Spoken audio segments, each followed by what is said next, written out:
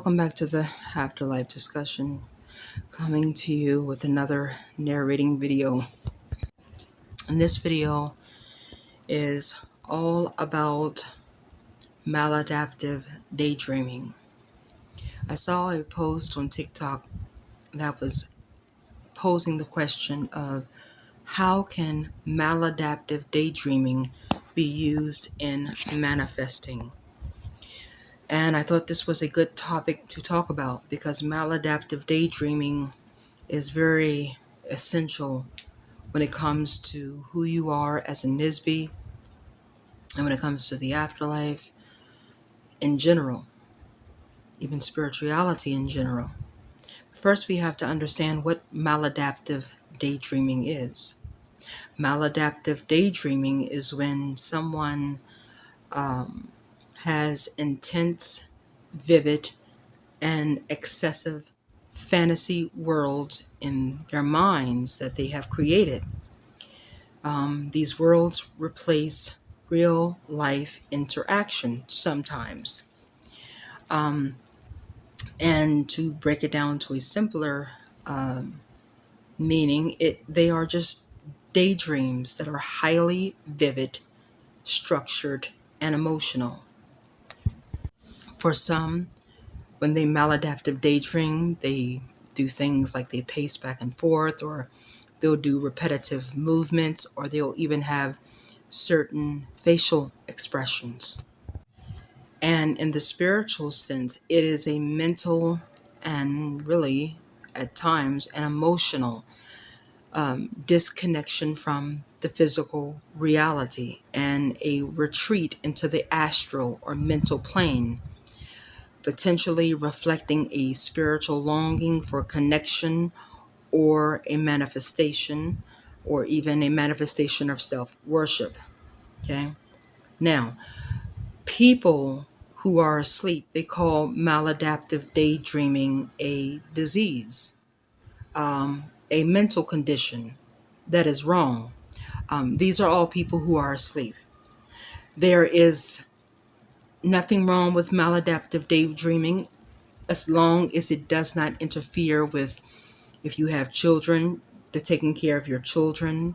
If you have a spouse or a significant other, the taking care of your spouse, the being there with your spouse and or your significant other. Maladaptive daydreaming, now this is a simpler breakdown, is you using your imagination and your thought intention to manifest things through thoughts. And when they will manifest in the astral realm, the afterlife realm. Now, so there's nothing wrong with maladaptive daydreaming. Maladaptive daydreaming is a good thing to do because it enhances your imagination. It enhances your thought intention skills. Now, I'm going to say something about myself as an example of maladaptive daydreaming. I have family members. Yes, I have siblings. But I have always wanted a brother who has that sometimes adult, sometimes childlike mentality that I have, who gets up in the mornings, or the AMs, excuse me, and has cereal and sits down and watches, the cartoons that I used to love growing up and all of that. Someone with a lot of high electric energy.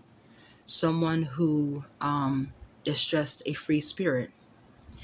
And what I began to do, based off of a film that I saw, I took the character from that film and I began to maladaptive daydream about that character being my younger brother.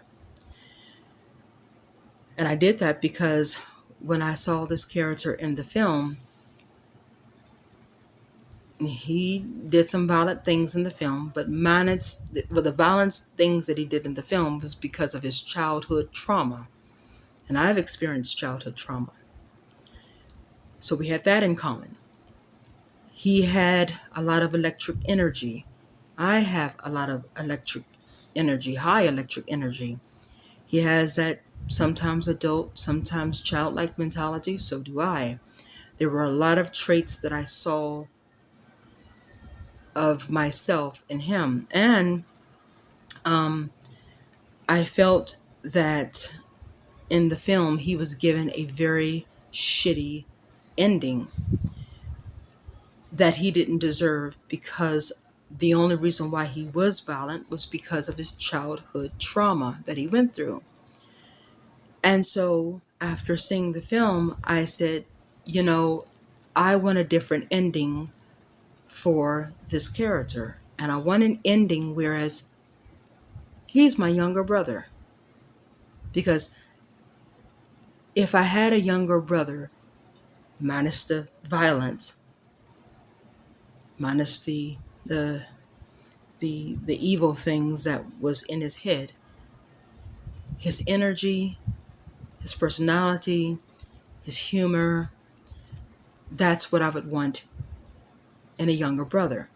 So what I began to do intense maladaptive daydreaming. Now I often did it at nighttime, which is doesn't acute for daydreaming, but I would, before I would go to sleep, I would daydream, well, night dream in my mind, and it would be vivid. And what I night dreamed in my mind was a different a different ending for him. And I would again, I do, well, not again, but I do want to say, and I would also do it during the day, preferably on Saturdays and Sundays, or in the PM of the Monday through Friday schedule. I would be sitting in front of the television watching television, but I'm looking at the television, but I'm not looking at it. I'm in the astral, and I am using thought intention to manifest this character in the astral, in the afterlife. But I'm manifesting him whereas he is completely fixed from all the evil and violent things he did in the film, and he has been changed and he has been redeemed and he is now good. I daydreamed of him seeking out forgiveness from all of those whom he harmed, and them giving him their forgiveness, and them and him becoming a community of friendship. Okay, I daydreamed him being my younger brother, and me taking him to do all the things that he never got to do as a child because of his trauma. Roller skating, doing, going bowling, and all these other different activities. And when I would daydream this and night dream this, I would do it with vivid intensity. I mean, I could see it. When I hugged him, I could feel it. I could hear his voice. I could hear his laugh. It was as if I was right there. I did this so much until one time I maladaptive daydreamed that he was sick with the flu. I know. Although in Pleroma you never get sick, but I didn't daydream him in Pleroma. I daydreamed him in the astral. So I daydreamed him being sick with the flu. And when I daydreamed that, I also night dreamed it. And all during that day, and the days before, and even that night, I was healthy and I was fine. I awakened the next AM and I'm sick with the flu. I asked a lot of spiritual scholars, and they told me the reason why that is because by me vividly and intensely daydreaming and night dreaming him, I brought him into manifestation in the astral. And by me bringing him into manifestation in the astral, he is using some of my energy to remain manifested. And as such, what I feel, he feels, emotions and otherwise. So when he got sick with the flu, because he and I, as me deeming him my younger brother, he and I being so energetically connected, he had the feeling of being sick with the flu. I got the same feeling. Okay. I found out because I said, well, no, that can't be true. There's no way in the world that this works like this. So I kept asking around to different spiritual scholars. And each one told me, if you think up someone vividly and intensely, daydreaming, maladaptive daydreaming, or maladaptive night dreaming, and you do it often, what is happening is that you are manifesting them in the astral realm. And soon enough, they're going to know that you are the one who manifested them. And soon enough after that, if you keep doing the maladaptive daydreaming and maladaptive night dreaming, they will begin to function on their own. They won't manifest here in this realm. They won't function on their own here in this realm, but they will manifest and function on their own in the astral realm. They can see you all the time, but they can definitely see you when you are thinking of them, when you are doing a hobby that connects you to them. And this is something that is real, not just with fictional people, characters, but real people as well, because I also manifested through maladaptive daydreaming and night dreaming and thought intention my grandmother. She is in the astral realm because I have thought of her vividly and intensely to the point where I have manifested her in the astral afterlife realm. Now, so with that being said, days went on and I began to find out that along with maladaptive daydreaming and maladaptive night dreaming, you can also do something called writing intention, where you are writing stories about that person. And as you're writing stories about that person, you are writing it with you thinking about everything you're writing about that person with vivid intensity. That will also have them to manifest in the astral realm, in the afterlife realm. And if you do it often enough, they will begin to function on their own. Okay? Now,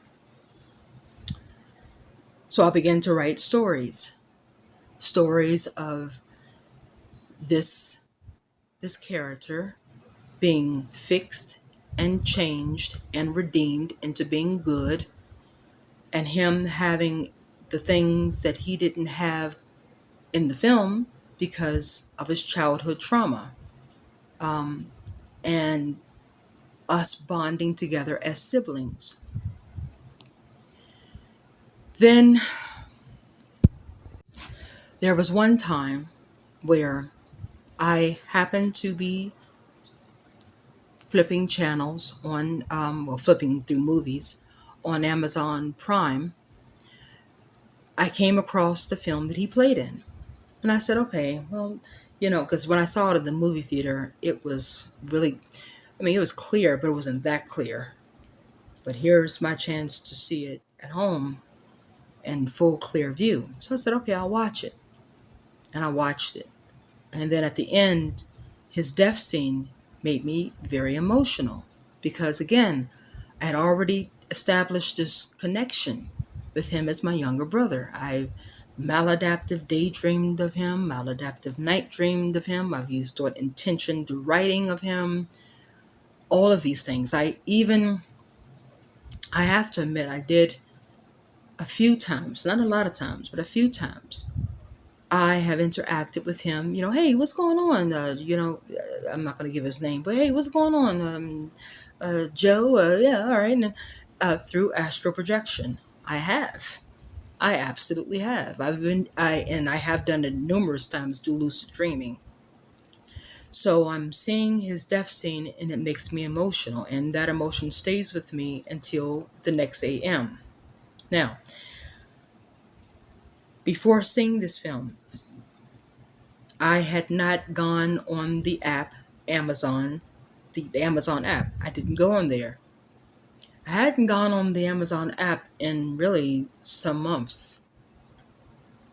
Now, this character from the movie is Scottish.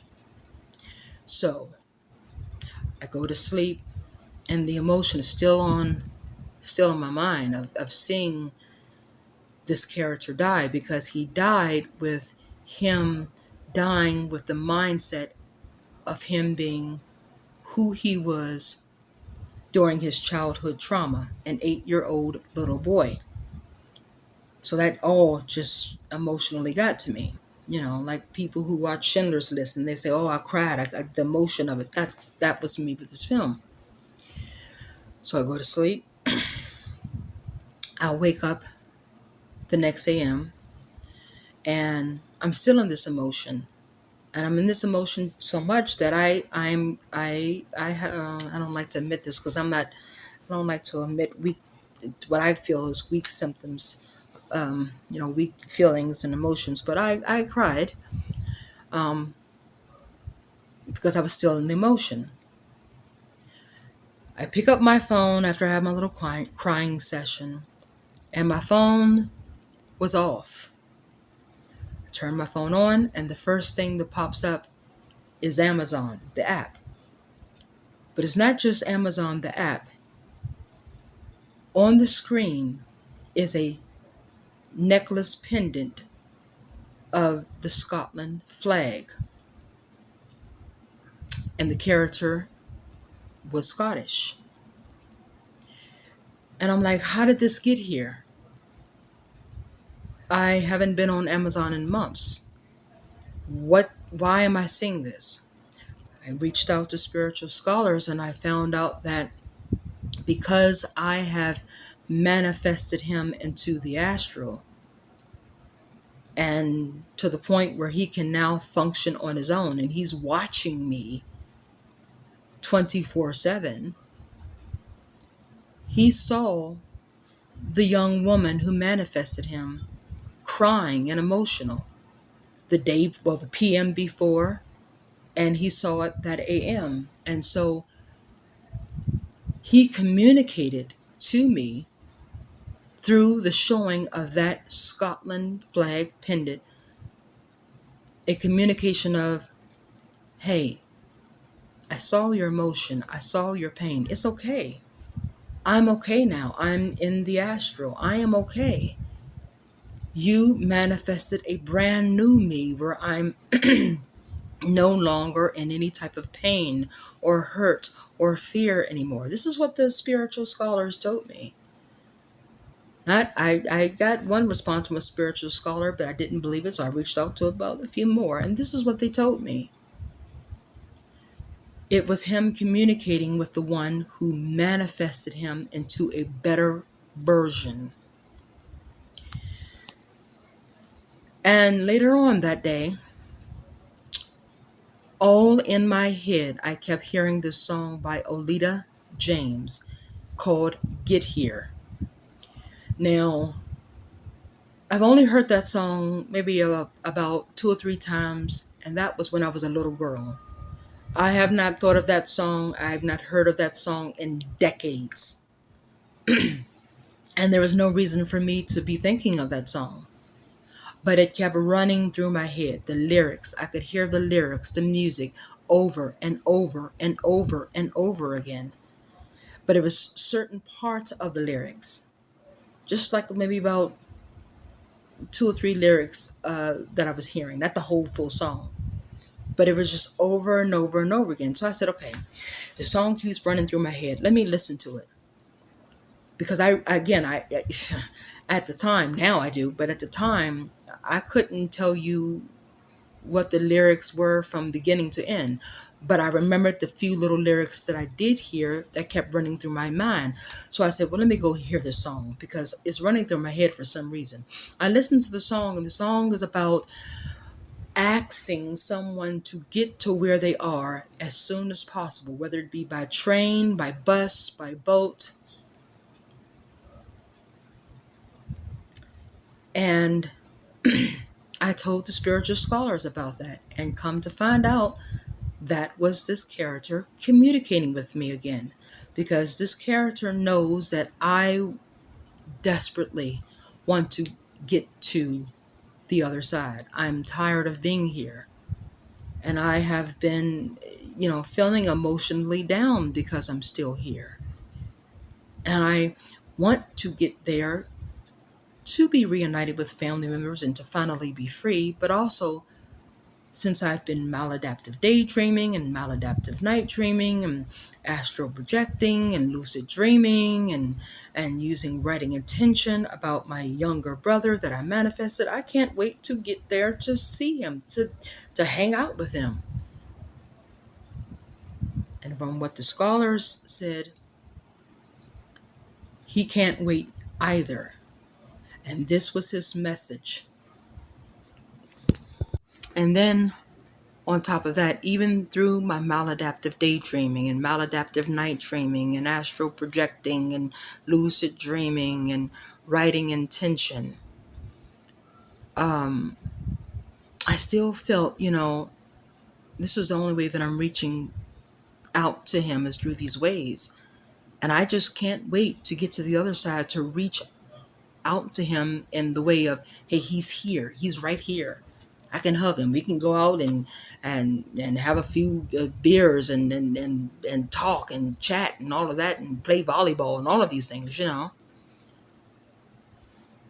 So that was his message to me through that song. That I can reach him by railway, I can reach him by trailway, on an airplane, I can reach him with my mind, maladaptive daydreaming, night dreaming, thought intention through writing, and all the other mental, spiritual ways. I can reach him through all these ways, and he doesn't care how I get there to him. Just get here if I can. It was his message. He can't wait to meet me in the afterlife, his older sister, the way I can't wait to meet him. Now, hearing all of this, I thought this is absolutely nuts. Even after I've heard all of this from multiple scholars, I still thought, oh no, come on. This is crazy. There's no way in hell any of this can be. But it is. It is. And I found that out by talking to one of my trusted scholars. And when he said it, I knew it was true. Now, when I cross over into the afterlife, into the astral, I'm going to do my very best to say, hey, come on, let's go. And if I am not able to take him from the astral with me to Pleroma, then when I get to Pleroma, I will remanifest him there. But for the time being, I'm here and I have actually manifested him there. A character that is absolutely fictional according to this world. And I told my cousin about this, and my cousin said, oh no, this is just you liking the actor who played the character. Hell no. I've seen the actor who played the character. The actor who played the character is very wild. And I mean, he's a wild boy, and he's he's a lot too wild for me. And then there's, no, no. I mean, he's a great actor, but no way in hell. No. And it's not because, oh, he's ugly or anything, but I have no interest in the actor. It's the character that he played that everything that character went through, minus the violence and the hearing of the voices and all that, minus that, I could relate to this character. It was like looking at a male version of myself, the trauma he went through, the childlike mentality he often had, the high energy, the personality, the wearing of the jewelry that he had. And I love jewelry, shiny things, all of that. So I've manifested this character into existence in the astral realm, in the afterlife, and he's there. And he sees me all the time, especially when I, there are times when I will get up in the AM and I will watch, I'll fix cereal, or I won't have cereal. I'll just sit down and watch one of my favorite, kiddie shows. And it's a show that he liked as well in the film. And I was told by scholars, when you do that, you are connecting yourself to him. You're sending out like this message, hey, come sit with me from where you are in the astral. Let's watch this together. That specifically draws him to you in that moment, even though he's watching you at all times. But doing that specifically draws him to you at that moment. And once they are manifested and are able to function on their own, they don't go away. And why would they want to go away, especially if you have manifested them in the astral realm in a good and positive way? They won't want to go away, but they don't go away unless you will them away. Or unless you just cut off all daydreaming, night dreaming, any type of thought, intention, any type of intention about them at all. So that's my situation. That's my experience. And I share that experience to show you this is what you all can do. And not just with fictional characters or people.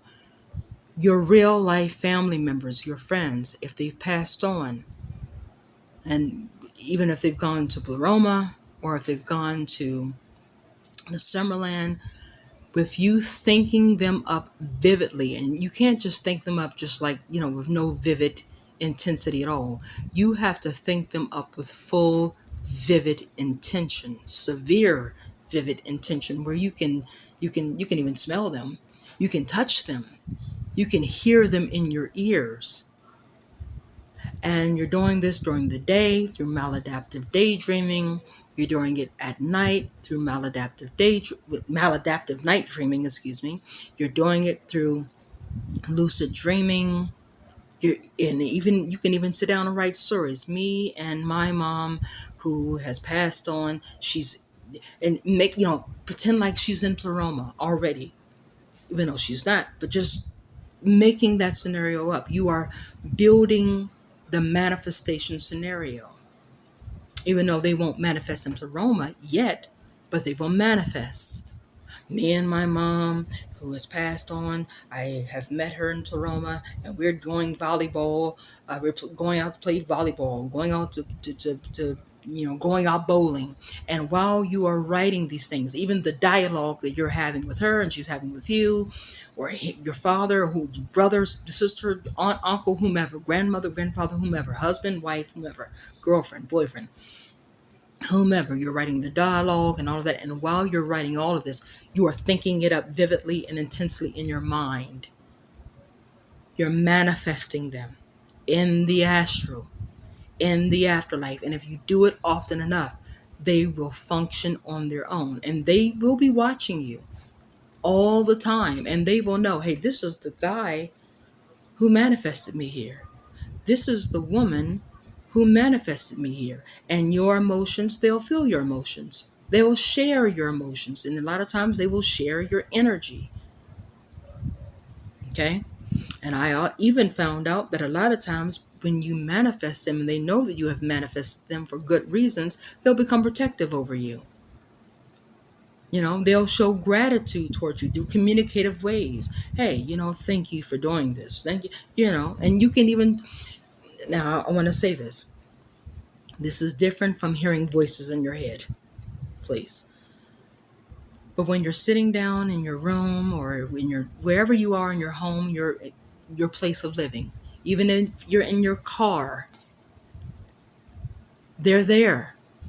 They're always there. So you can have a conversation. Now, I don't recommend you doing this in front of people, because then people will take it and think you're nuts. But you can have a conversation with them because you think they're not listening. They are. I'm telling you, I've experienced this with the character I created. I've had conversations with him, and come to find out through some kind of sign, I found out he's listening. He lets me know he's listening. You can even do this when it comes to places. Let's say you plan to have a realm in Pleroma that looks like Las Vegas. And so what you start doing is you start doing maladaptive daydreaming, maladaptive night dreaming, lucid dreaming, writing intention, okay, where you are vividly and intensely using your attention on this realm that you want to create within Pleroma that looks like Las Vegas.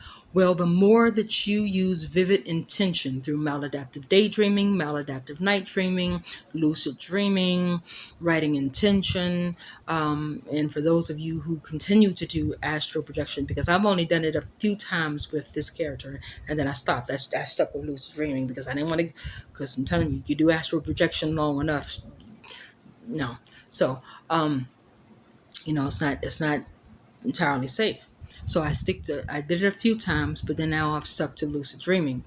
So you do all of those things about this realm that you want to create once you get to Pleroma that looks like Las Vegas. Well, that realm is going to be created right in the astral.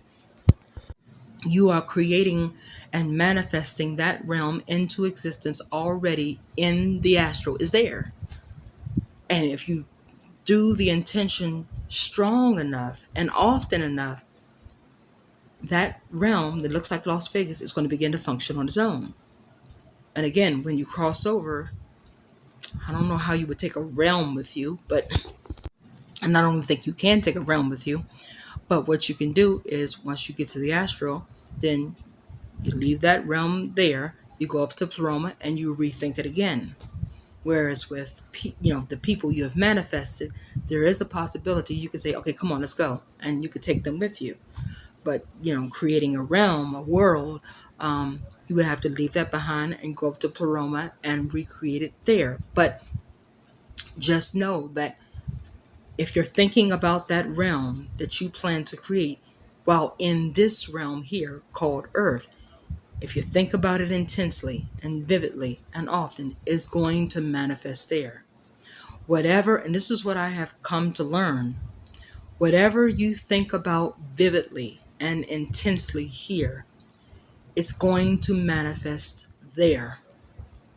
Whatever. This is why you have to be very careful of your thoughts. You think about spiders crawling on your wall, and you think about it every day with intensity and vividness in the astral realm. When you get there, what are you going to see? A wall with spiders. I'm telling you. This is how thought intention works. This is how it works when you think about things and people vividly and with severe intention. And so my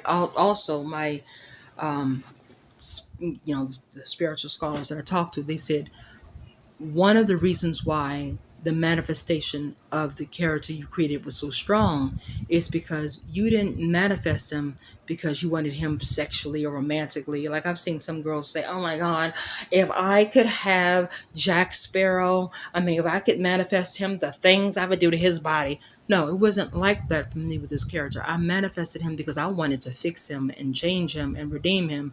And you know what? He's the type of younger brother I would love to have. So I want to make him my younger brother. Totally non-romantic, non-sexual. And this spiritual scholar said that's rare to find. You do find it, but it's very rare to find someone manifesting a fictional character for reasons that are non-sexual, non-romantic. And I said, yeah. I said, I couldn't imagine being romantic with that fictional character. No, it's ew, because it's my brother, So, no. So that's what made it even stronger of a manifestation, because it's me having sibling devotion as the driving force of why I wanted to manifest him. So yes, maladaptive daydreaming is very strong and is not a mental condition. I don't care what any psychiatrist says. They're saying that because they don't want you to use maladaptive daydreaming is really thought intention. That's what it is. It's thought intention.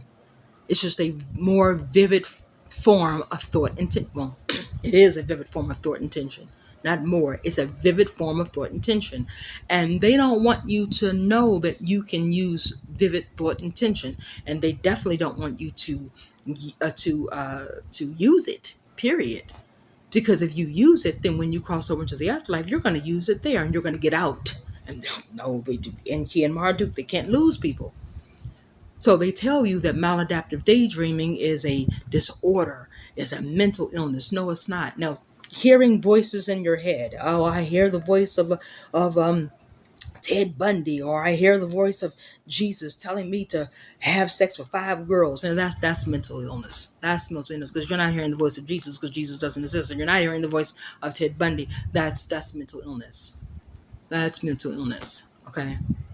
It is absolute mental illness because these people are not hearing these voices. They think they're hearing these voices. Who they're really hearing of, they're not hearing the voices of Ted Bundy or Jesus. Who they're hearing is the voices of the archons. That's the difference. And you can't manifest the archons. The archons are already in manifestation. But when you manifest someone from your own intention, that's your actual manifestation.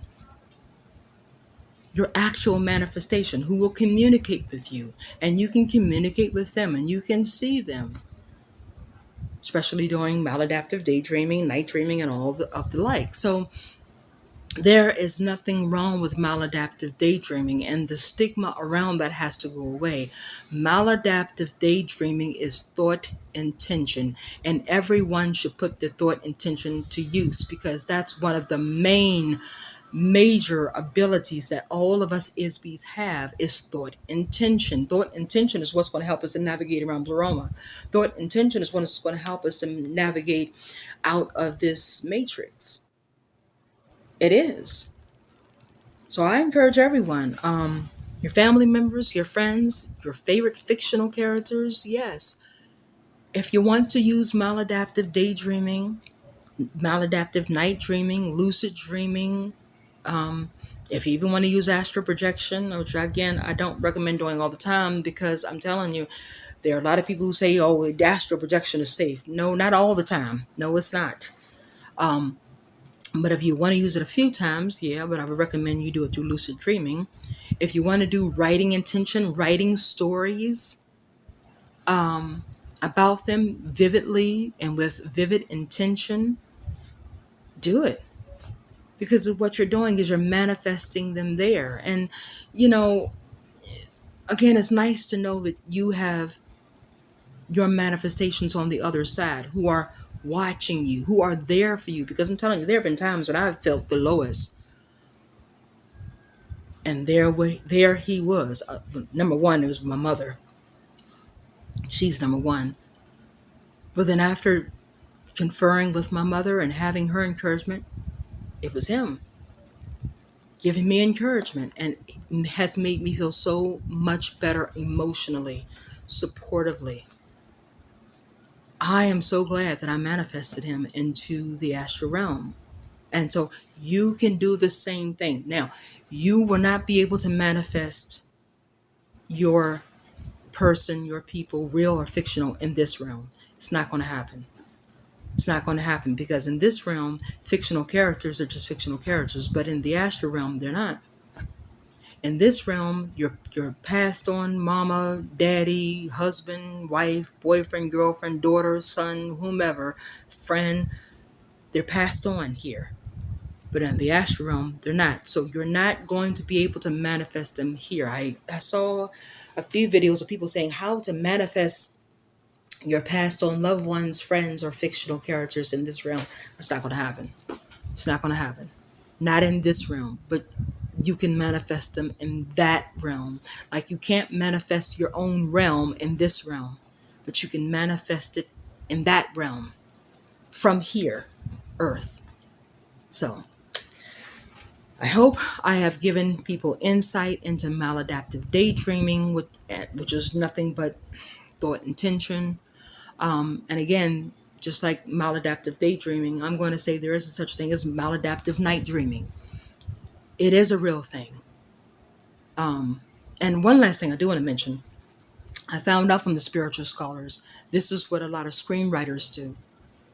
A lot of novelists, authors, this is what they do when they write these books of these characters. And a lot of, I know Stephen King is good for this. Stephen King, when he writes his characters in his novels, he doesn't just write them. He will envision what they look like, all of this.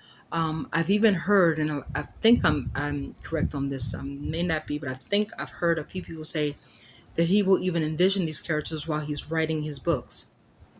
What he's doing is he is manifesting those very same characters from his books in the astral. And don't you know those characters have watched him and they are watching him around the clock? They have watched him. He probably doesn't even know. And they have interacted with him. The same thing with these screenwriters who write these screenplays, and they write it, and while they're writing, they're vividly using their intention to picture it in their minds. Don't you know they are manifesting those very same characters in the astral, and the more they write that screenplay, the more they write those novels, the more the manifestation becomes stronger until they're functioning on their own.